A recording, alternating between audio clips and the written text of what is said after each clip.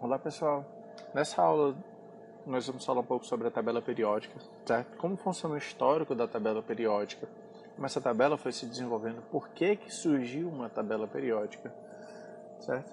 E vai lembrar que tabela periódica é um tema que sempre pode estar caindo nos vestibulares, principalmente Enem. No ano passado nós um ano de destaque de tabela periódica, então a gente viu alguns assuntos relacionados a ela, mas é sempre importante que a gente estar entendendo bem o que ela é em si, ok? Mais uma vez, não teremos tantos aprofundamentos nessa aula. Isso aqui é uma aula introdutória de tabela periódica. Em aulas posteriores a gente vai fazer isso com mais profundidade, ok? Então, primeiro de tudo que nós vamos entender é que a tabela periódica ela começou a ser organizada há muito tempo, lá com Dobereiner, certo? E Dobereiner propôs que os elementos existentes na época deviam ser organizados em tríades, ou seja, os elementos que existiam deveriam ser organizados em grupos de 3. Como assim grupos de 3? Aqui eu tenho um grupo, que é o grupo do lítio, do sódio e do potássio. E o que eu tenho em comum nessa tríade aqui? O que eu consigo observar nessa tríade? Dobereiner, que organizou os elementos de acordo com a sua massa atômica, percebeu o seguinte: quando você pega os elementos de uma tríade, a média dos elementos que estão nas pontas é igual à massa do elemento que está no meio. Então, usando como exemplo essa tríade aqui do lítio, do sódio e do potássio. Se eu pego a massa do lítio, que é 7, e a do potássio, que é 39, somo e faço a média, eu chego numa massa muito próxima à massa do sódio, certo? Então, essa ideia de organizar os elementos de acordo com tríades, de acordo com suas massas atômicas, foi proposta por Dobereiner. Por que essa ideia não vingou? Porque à medida que os novos elementos iam sendo descobertos, observava-se que essas médias não coincidiam mais e nem chegavam tão próximas dos valores de massa dos elementos das tríades. Então, com o tempo, foi se abandonando esse modelo. O modelo seguinte de tabela periódica que se utilizou foi o modelo proposto por Champ-Courtois, que recebeu o nome de parafuso telúrico de Champ-Courtois. A ideia era semelhante à ideia de Dobereiner, no sentido de que nós também temos uma organização dos elementos em ordem de massa atômica. Tá? Então aqui eu tenho alguns elementos organizados em ordem de massa atômica e a massa vai aumentando nesse sentido. Tá certo? Então, nós chamamos de parafuso porque elas eram organizadas numa forma de um cilindro, onde os elementos iam aumentando sua massa pouco a pouco. Certo? Não tem muito o que falar aqui desses modelos mais antigos. É só mesmo para que nós possamos entender que a tabela que nós utilizamos hoje não foi feita do nada, não foi feita como uma das primeiras propostas. A terceira contribuição que eu vou listar aqui, e talvez uma das que mais entrou em descaso, foi a contribuição de Newsland, que era um músico e cientista, e a lei que ele propôs recebeu o nome de Lei das Oitavas de Newsland. O que ele propôs? Os elementos eles teriam que ser organizados de acordo com as 7 notas musicais: Dó, Ré, Mi, Fá, Sol, Lá e Si. Então, por que oitavas? Porque quando você chegava ao 8º elemento, também em ordem crescente de massa atômica, você deveria repeti-lo abaixo do primeiro elemento listado, formando oitavas. Ok? Então, o que eu consigo observar aqui? Os elementos lítio, berílio, boro, carbono, nitrogênio e oxigênio estão todos em ordem crescente de massa atômica. Quando eu termino esses 7 elementos, inicia-se uma nova série com mais 7 elementos. Aqui a gente começa a ver que algumas famílias ou alguns protótipos de que nós hoje conhecemos como famílias são formados, como por exemplo, lítio, sódio, potássio, berílio, magnésio e cálcio, que dá uma ideia semelhante ao que nós temos da nossa tabela atual. Mas, assim como as tabelas de Champ-Courtois e de Dobereiner, o surgimento de novos elementos dificultou que esse modelo seguisse em diante. Especialmente o modelo de Newsland não levou tanto crédito da comunidade científica e por isso acabou caindo em desuso.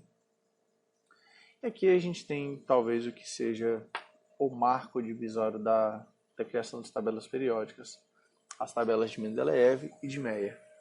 Principalmente Mendeleev com sua grande contribuição para os estudos de tabela periódica. Tá? Não que a contribuição de Meyer não fosse importante. Deixa eu explicar isso aqui. Tanto Mendeleev quanto Meyer proporam modelos muito semelhantes de tabelas, certo? Que foram propostos simultaneamente nas mesmas épocas. Importante, eles não fizeram esses trabalhos juntos, apenas proporam modelos semelhantes. E aqui a gente tem a tabela de Mendeleev, que eu consigo observar. Os elementos eles também estão organizados em número crescente de massa atômica. Então aqui eu tenho hidrogênio 1, lítio 7, berílio 9,4 e assim por diante. E eu formo o que nós conhecemos como algo parecido com as nossas famílias nesse sentido aqui. Aqui, por exemplo, eu consigo observar lítio, sódio, potássio, rubídio, césio. E aqui a gente não tem o frâncio, que seria o nosso elemento dessa família.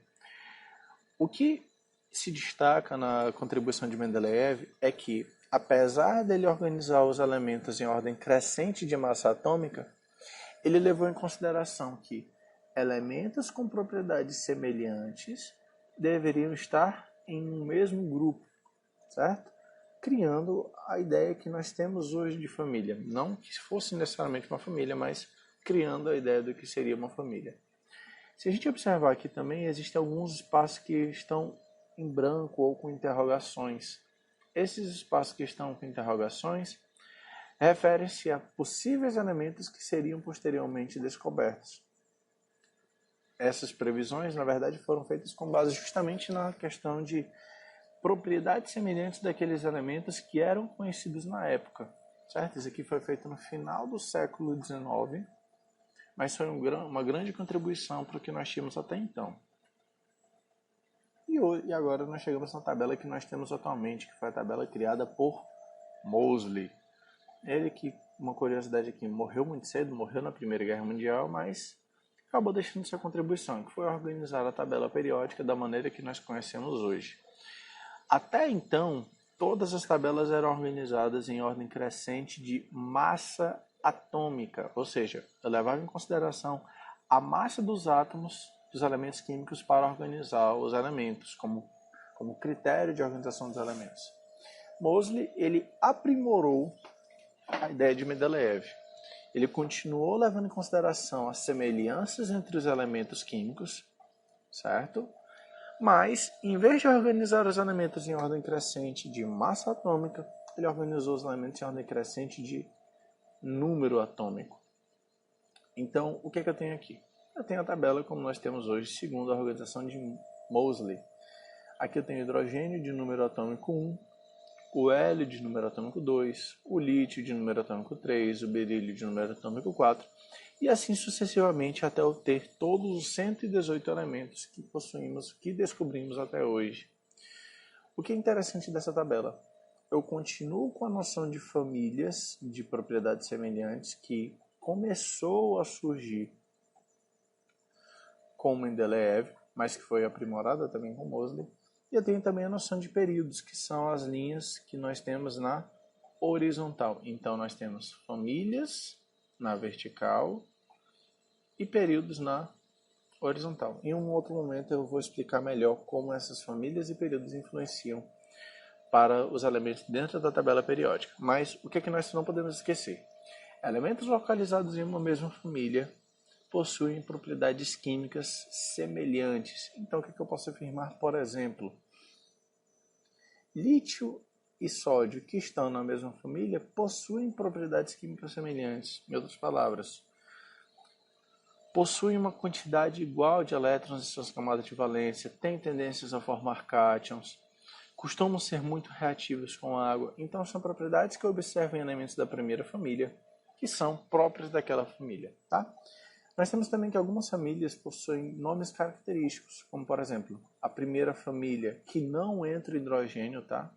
Não entra hidrogênio, mas a primeira família, família dos metais alcalinos, segunda dos metais alcalinos terrosos, e nós pulamos para a 13ª, família do boro, família do carbono, família do nitrogênio, os calcogênios ou família do oxigênio, os halogênios, ou família do flúor, e a família 18, a conhecidíssima família dos gases nobres. Tá? Então aqui a gente tem alguns comentários sobre cada família. O que é importante a gente entender aqui? Os elementos eles são divididos em 3 grupos: não metais, metais e semimetais. Essa é uma classificação um pouco mais antiga, mas ainda serve em alguns casos. Mas é importante vocês saberem que hoje nós só temos basicamente 2 classificações: metais e não metais. A ideia é que todos os elementos que não sejam classificados como metais são ametais, embora seja um pouco restrito classificar os elementos dessa forma. Por exemplo, o hidrogênio ele não se classifica necessariamente nem como metal, nem como metal, então nós não temos como classificá-lo de uma maneira adequada.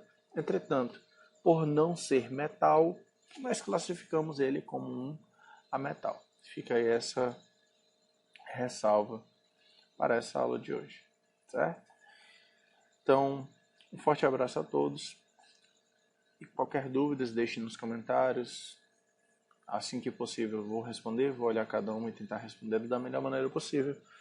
E fiquem atentos aos próximos vídeos para mais conteúdos de química. Até a próxima!